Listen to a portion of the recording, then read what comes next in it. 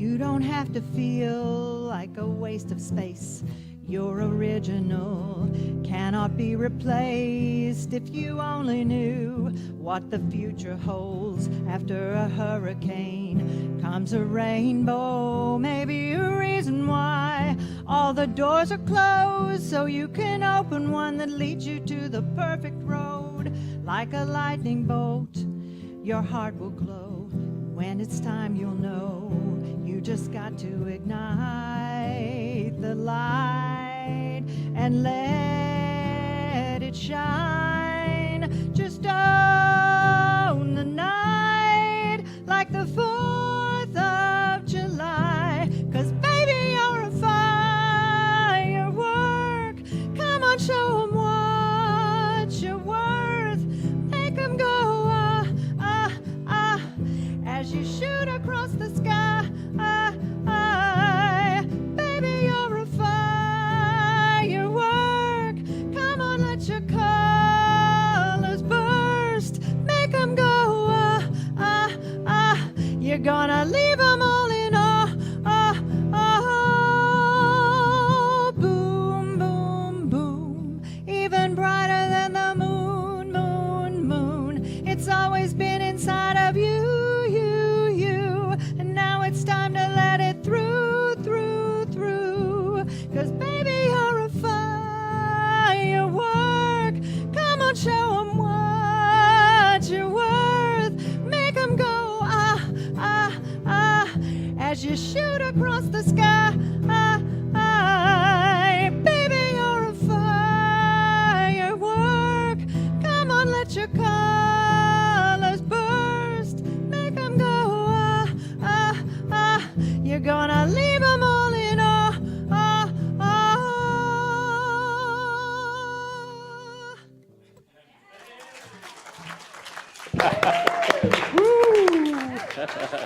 Loved it. I'm going on faith, right? All right, so do you know that you have a relationship with money? And the question I have for you is, do you have a relationship that's like a love fest? Or do you have a relationship that's like a wrestling match? Well, maybe if you're like me, through my life, I've had experiences and wonderful times where my money relationship was like a love fest. Things were working great, and I was having, it was supported and feeling really good, and there was a lot of enthusiasm, excitement, and joy.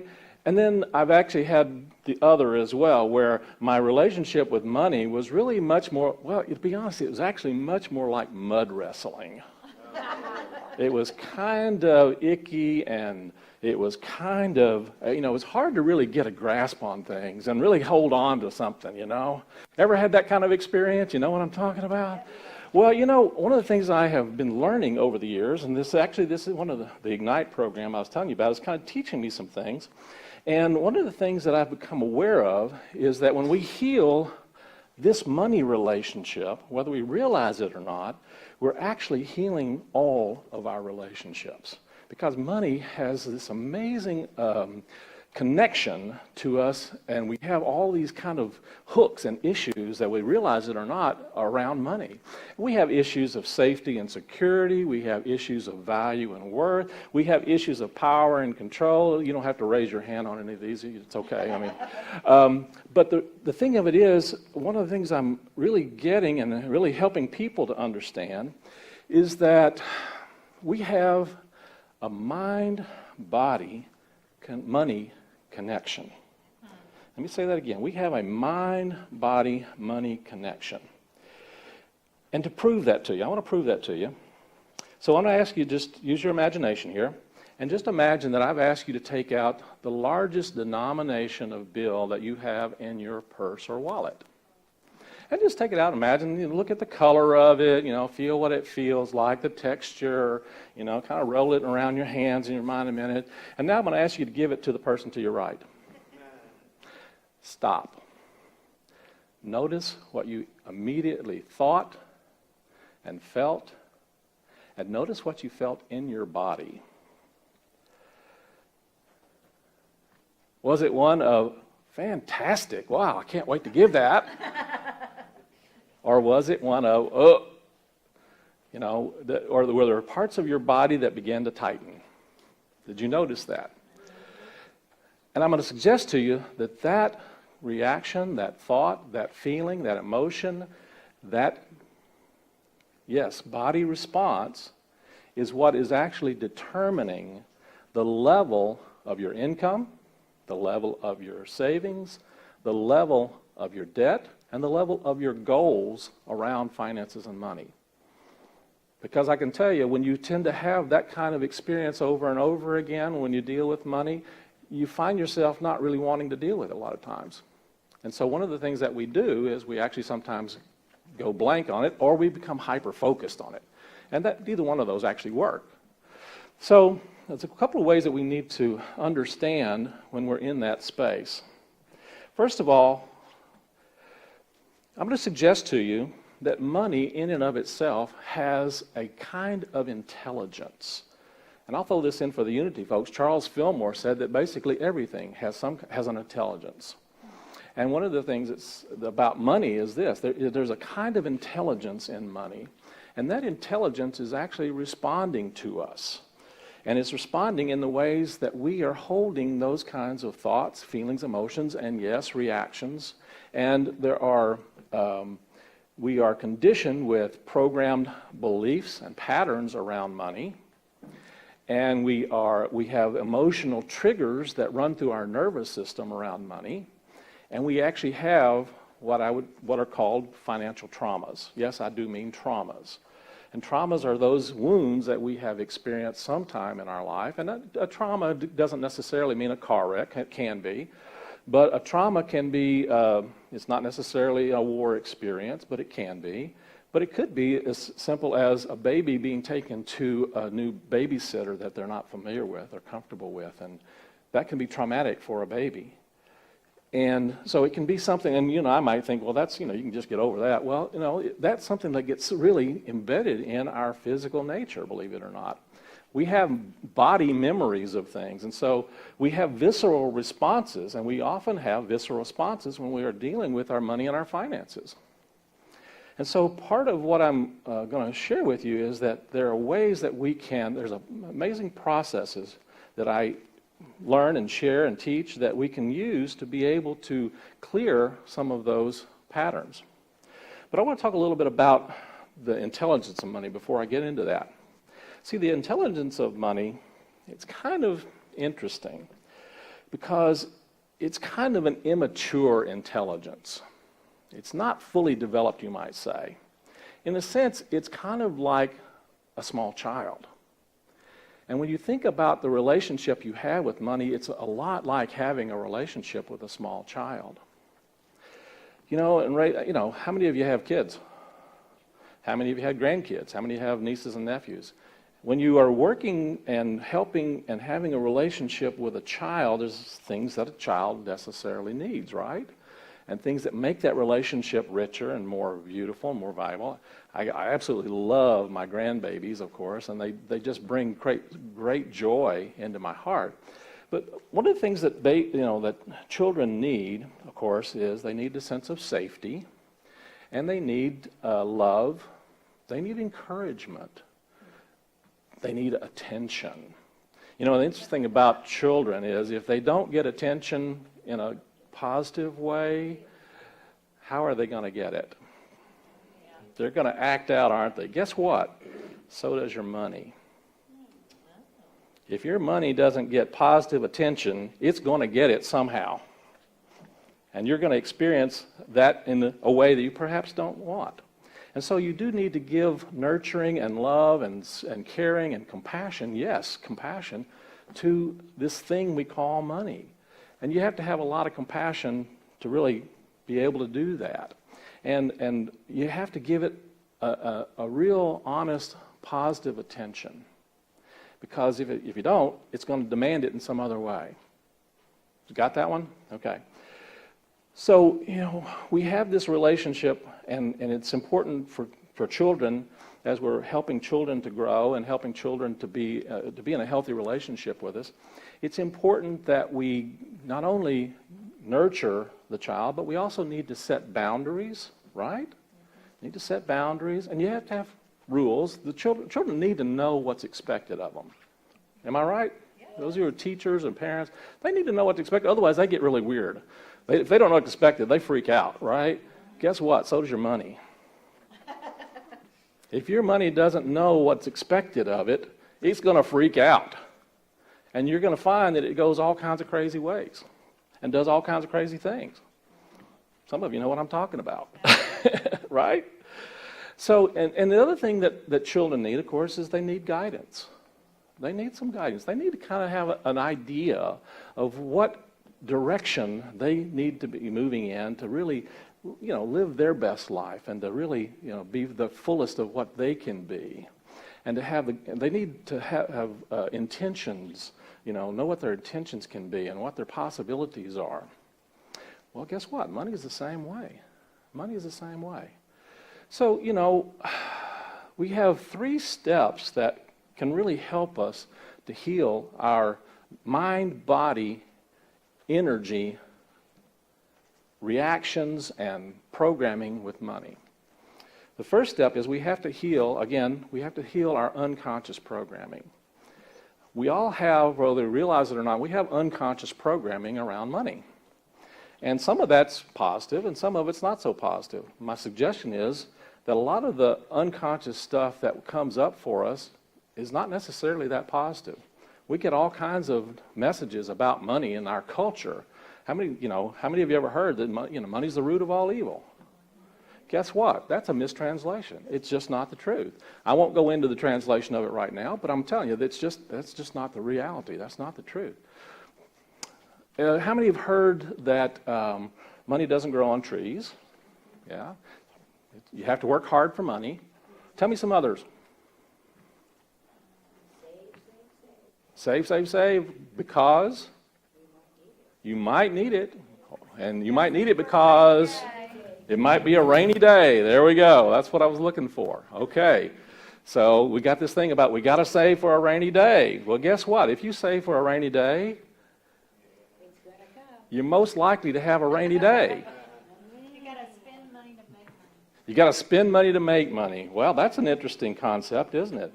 What if you actually, invested money instead of spent it?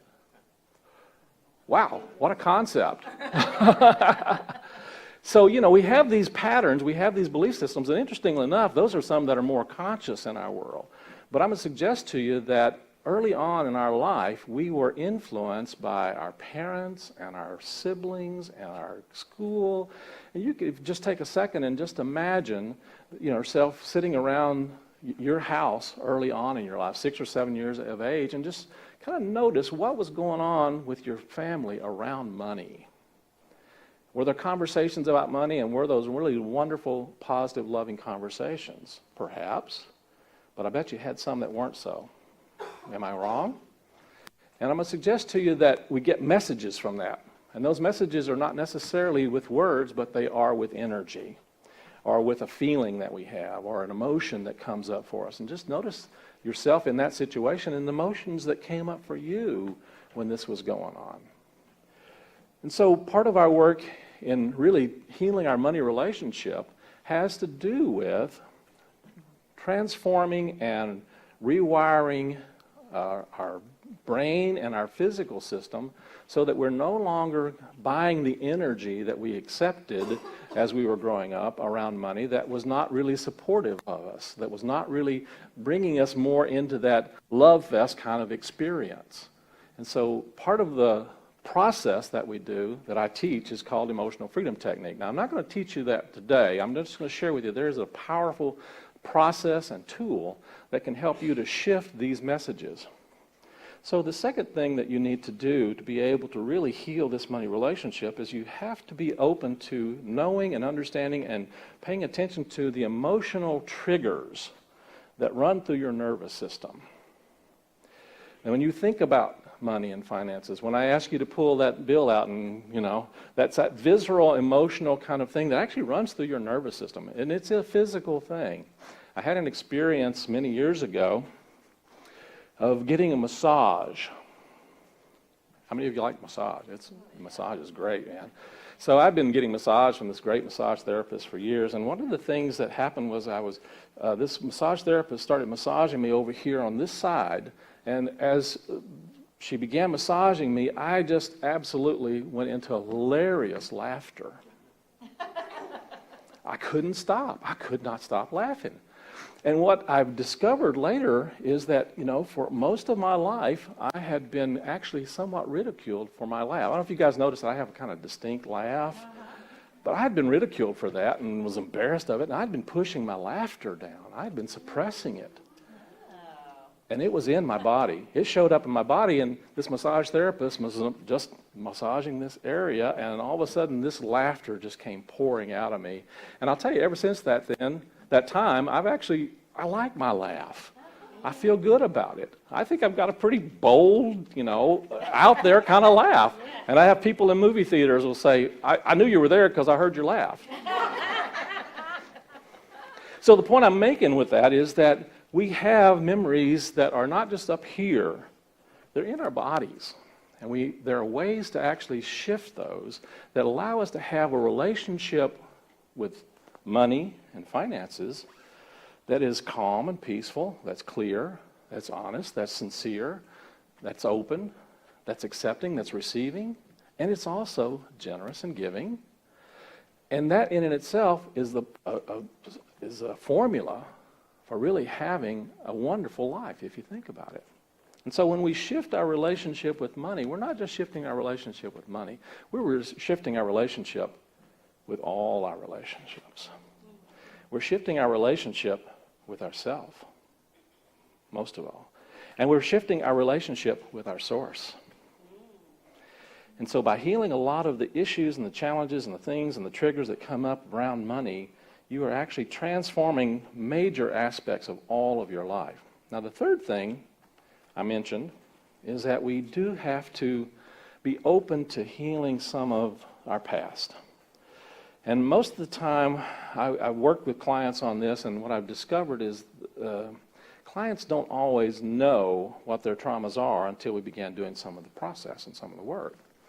But many times when we start talking, people say, well, I don't really have anything like that. And we start talking a little more, it's like, oh, wait a minute, there was that time. And I bet right now when I'm talking about it, some of you are remembering something that happened that was really hurtful and painful, and there's a sense of betrayal, a sense of perhaps being stolen from or cheated in some way, and we have to be open to healing that. Because I can tell you, holding on to that kind of energy is one of the most wonderful ways of telling money to go away. So let me ask you this. We talked earlier about all the different messages that people get about money and they give about money. How many of you, if you had a friend, one of the messages, that I got early on is, well, that's dirty. Money's dirty, right?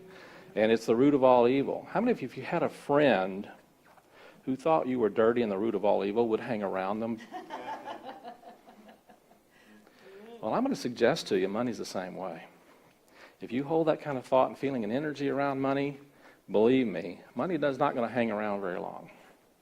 So part of what I'm really trying to encourage people to look at and think about is to notice the relationship that you actually have with money, and are you open to moving from this mud wrestling kind of experience with money, or whatever's in between there and the love fest?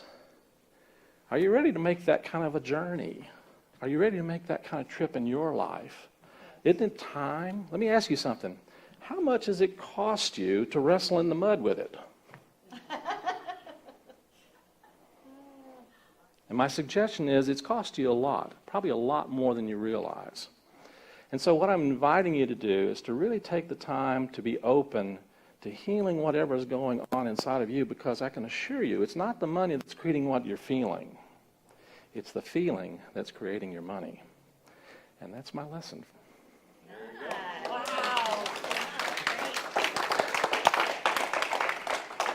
And let's move into our meditation time.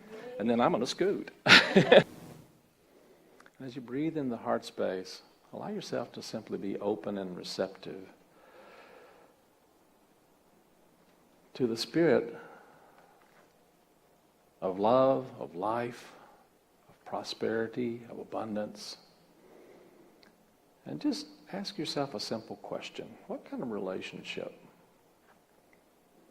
do I currently have with money? And whatever it is what it is. And just be aware, notice it. And just ask yourself then the question, what do I want that to be? Now, you're not going to make a child be what you want them to be. And you're not going to make money be what you want it to be.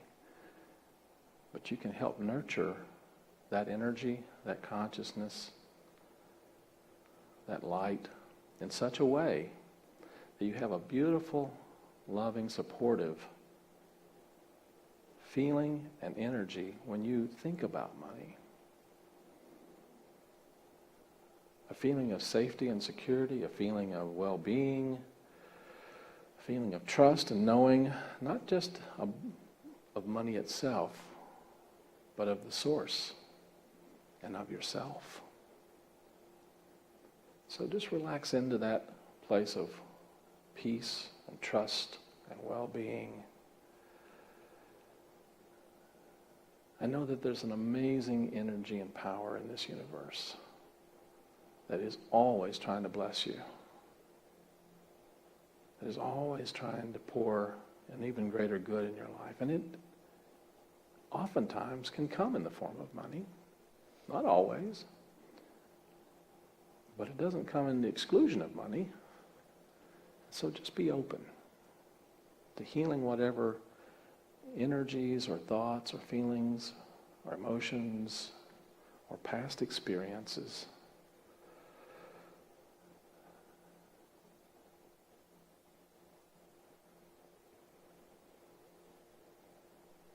if there's some forgiveness that needs to happen of yourself or someone else around finances or money, take the time, the energy, and have the compassion enough for yourself to release whatever that might be.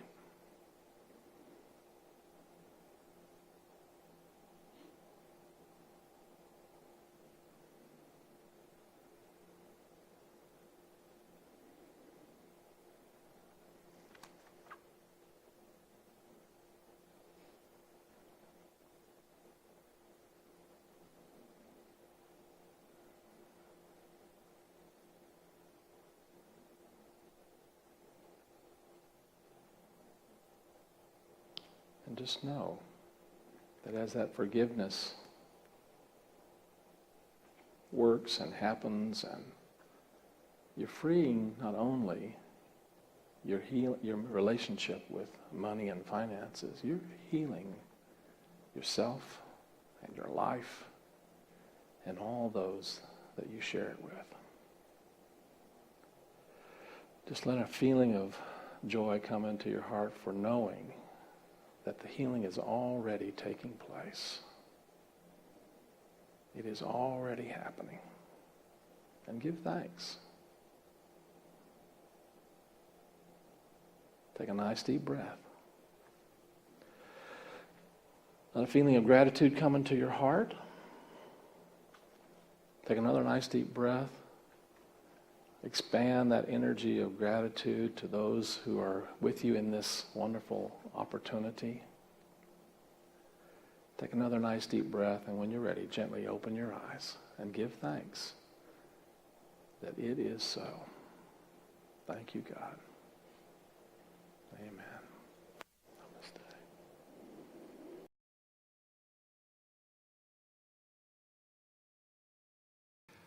We at Unity in the Heart of Austin are committed to inspiring people to awaken to their unique divine nature through spiritual teachings, through heart-to-heart connections, through prayer, and through sacred service. And we provide tools, spiritual tools, that allow you to live your best possible life. I'm Reverend Tony Roebuck, minister at Unity in the Heart of Austin, and I truly hope that you are inspired by and that you are transformed by, you enjoy this week's spiritual message. And if you would like to leave a donation, a tithe, to help the work of this ministry in supporting you and others like you, then we are truly grateful for your generosity and for helping to make the world a better place. Because we know that life is meant to be good.